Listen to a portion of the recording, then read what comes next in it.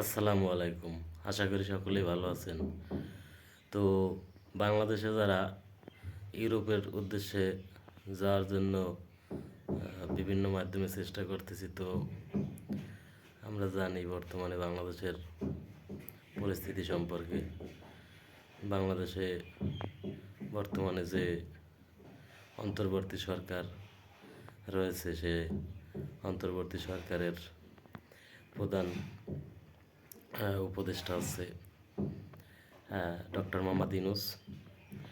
তো আমরা জানি উনি নোবেল বিজয়ী এবং আহ, ইউরোপে ওনার একটি সুনাম রয়েছে এবং ইউরোপে বিভিন্ন দেশের রাজনৈতিক নেতা ও বড় বড় পরামর্শকদের সাথে তার গুড রিলেশন রয়েছে। তো আমরা ইউরোপের উদ্দেশ্যে যখন বাংলাদেশ থেকে যাওয়ার প্রস্তুতি নেই, তখন আমরা বিভিন্নভাবে হোঁচট খাই। তো সর্বপ্রথম হোঁচটটি হচ্ছে ইউরোপের অনেক দেশেরই বাংলাদেশে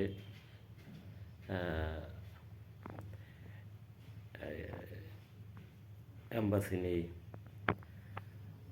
তো বর্তমানে বিভিন্ন দাবি নিয়ে ঢাকা শহরে যেভাবে উত্তাল রয়েছে, তো আমরা যারা বাংলাদেশ থেকে ইউরোপের উদ্দেশ্যে বা ইউরোপে থাকি যারা, তো আমরা তো একটা উদ্যোগ নিতে পারি চাইলে।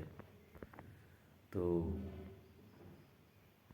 ডক্টর মোহাম্মদ ইউনূসের তো আমার মনে হয় আমরা যদি এই জিনিসটি ডক্টর মোহাম্মদ ইউনূসের মাধ্যমে, যেহেতু ইউরোপে তার ভালো কালেকশন আছে, বিভিন্ন ধরনের ইউরোপের পরামর্শকদের সাথে তার যোগাযোগ রয়েছে, তো আমরা যদি তার মাধ্যমে প্রথমত একটি দেশের এম্বাসি বাংলাদেশে শাখা নিতে পারি, তাহলে দেখবেন কি আস্তে আস্তে অনেক ইউরোপেরই শাখা বাংলাদেশে হবে।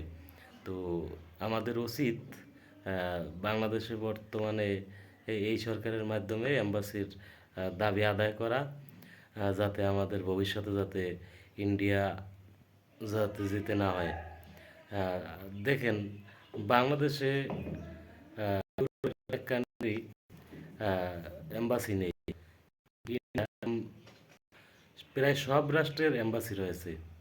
আপনি ইউরোপের যে দেশেই যান, আপনাকে ইন্ডিয়ার মাধ্যম হয়ে যেতে হচ্ছে একমাত্র বাংলাদেশ এম্বাসি নেওয়ার কারণে। পাশেই সবাই সুস্থ থাকবেন, সাবস্ক্রাইব করবেন।